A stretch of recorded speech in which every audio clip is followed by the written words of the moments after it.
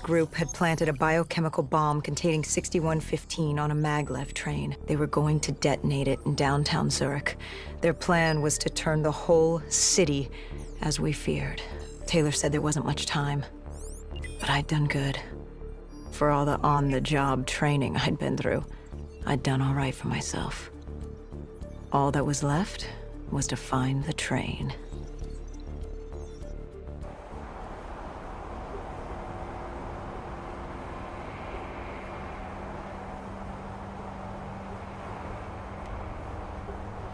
Good. You didn't even need my push to the final memory. You connected events and arrived at the truth. Now what happens? Now we set things right. Through your mind, you realign the events as they occurred. And by doing this, if I work with you and remember the events leading up to Zurich, You will be able to open the gateway. But let's not get ahead of ourselves. Let us finish here first.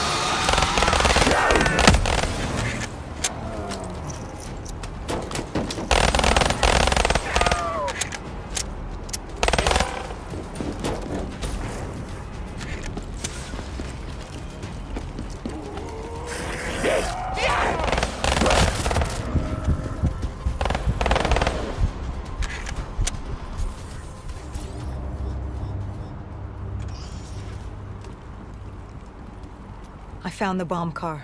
The whole thing was wired up, primed to blow. There wasn't time. I couldn't disarm it. So what did you do? Remember how we can't get infected? Some of the rumors about us were true. That's why I was there. Why we make the sacrifice. I used my cybernetic abilities to reverse the polarity of the train car and detach it. The car unleashed the gas. that's different outside the city. And you lived? I didn't know I'd make it at the time, but I turned out all right. It wasn't the last time I cheated death.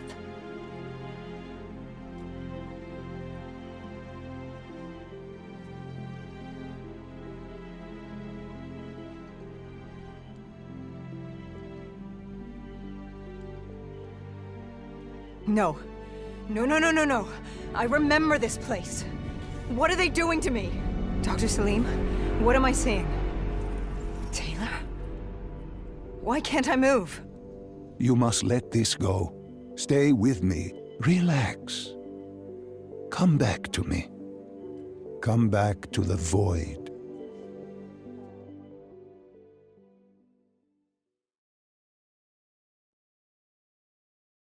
Can you hear me? Are you there? Yeah, I'm here. I'm back. I'm ready to continue. Good. Now that you've begun conditioning, let's return to 2070. After Coalescence collapsed. You were trapped in Singapore. With quarantine zones unlocked all over the world, we couldn't raise WA command. If we were going to escape, we had to improvise. We turned to the 54 Immortals. They were dangerous and unpredictable, but they were no enemy of ours. Hendricks trusted them? What choice did we have? If we wanted out of Singapore, we had to go through the biodomes. We had to go through the Immortals.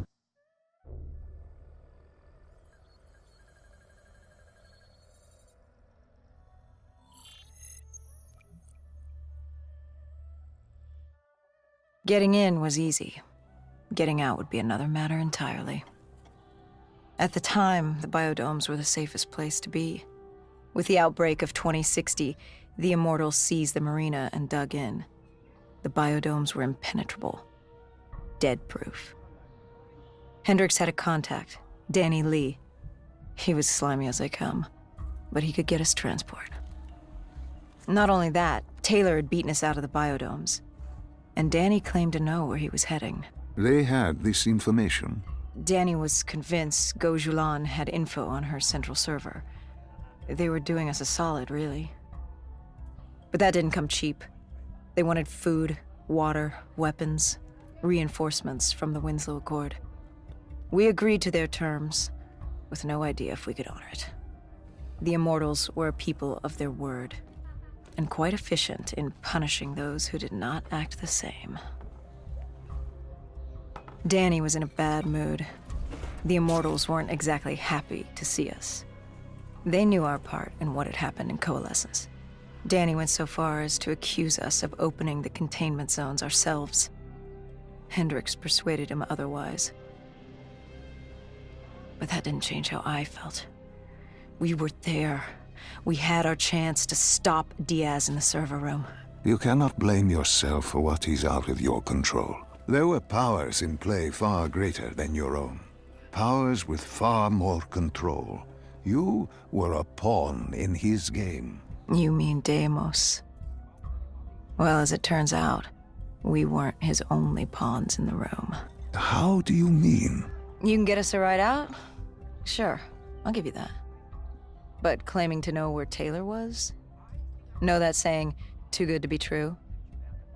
Something was wrong. There was something malevolent, malicious. I called Danny out. I wasn't too happy with that. But then again, we assumed he was just scared. The outbreak now occurring worldwide was unprecedented. We were all scared. Up till now, we'd become complacent. We got comfortable. The dead had stayed in their cage, and we kept pretending nothing had happened. Taylor and Diaz changed that. Pandemonium, riots, civil war, countries were already tearing themselves apart, in many cases before the dead even reached them. But Danny wasn't scared. He was stalling. And it only took us another moment to find out why. The Ghost siblings.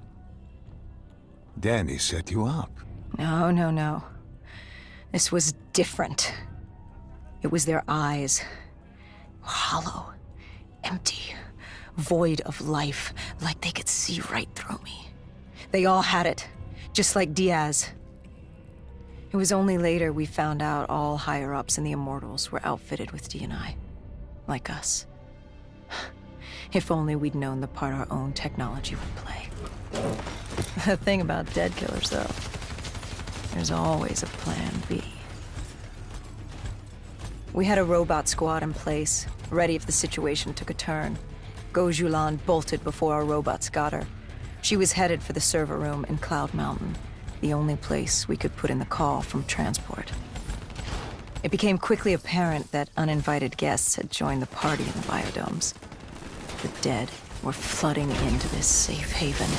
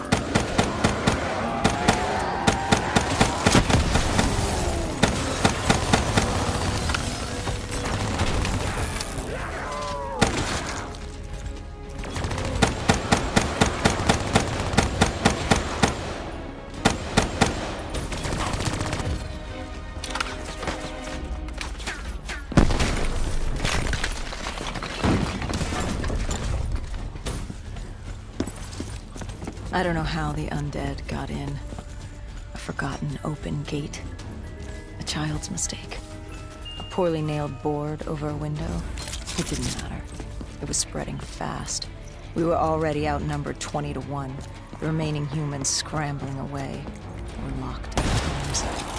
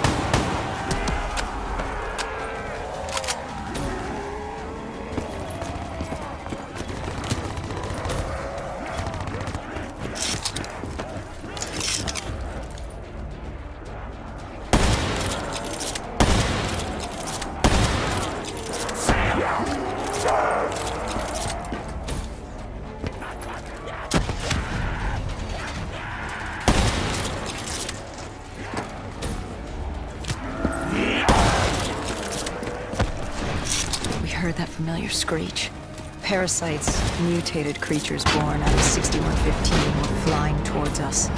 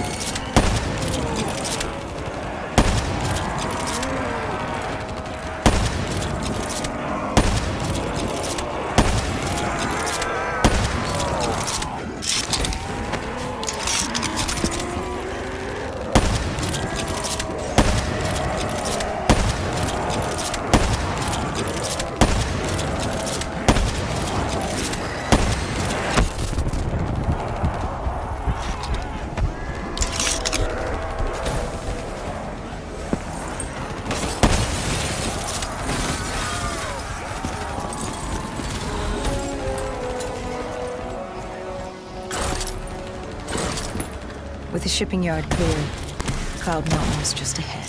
The server room at the top. We had a long climb ahead of us.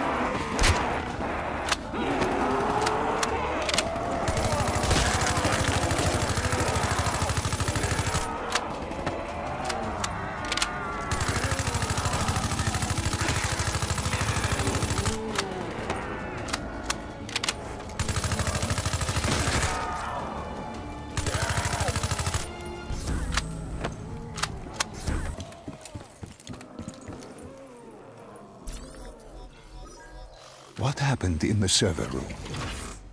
By the time we got there, Gojulan encrypted her hardware, locking us out of the central server. Hendricks stepped in, but we were a few seconds too late. Damage was done. Why did she lock you out? It didn't make any sense. Sure, we weren't on the best of terms, but this wasn't her. Something else made her do it. Something was controlling her. The encryption used a biometric hand scan. Hendricks tried to unlock it. But the Go siblings were smart. They'd set up an access system requiring both of their hands for authorization. And her brother was shredded with bullets back in the bar. We could hear the horde coming, and we only had one sibling. But she did have two hands. You chose to cut off her hand. Why? I hoped the biometrics were interchangeable, allowing the siblings to use either reader. If we were calling transport and getting out alive, it had to work. Lucky for us, it did. Hendricks interfaced with the system. He was able to raise WA command. We needed a ride out ASAP. They had a VTOL a few minutes out. Rendezvous was set for the top of the dome. But Hendricks wanted to know what Gojulan had on Taylor. Anything, even the smallest detail, could be helpful in picking up his trail. And that would take some time. And time was something we didn't have. Hendricks searched the archives. I dealt with the incoming horde.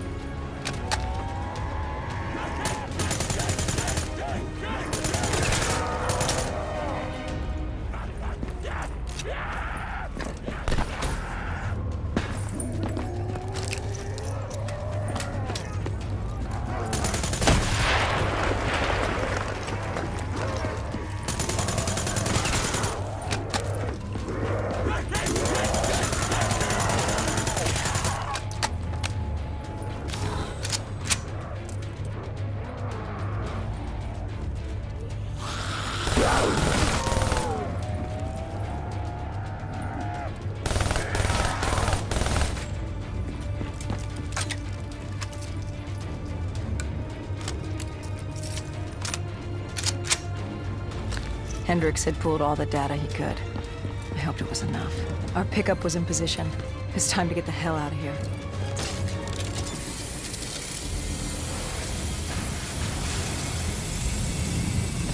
Our bird wasn't alone in the sky. Our VTOL had caught the attention of an old, automated race. We needed to find another way.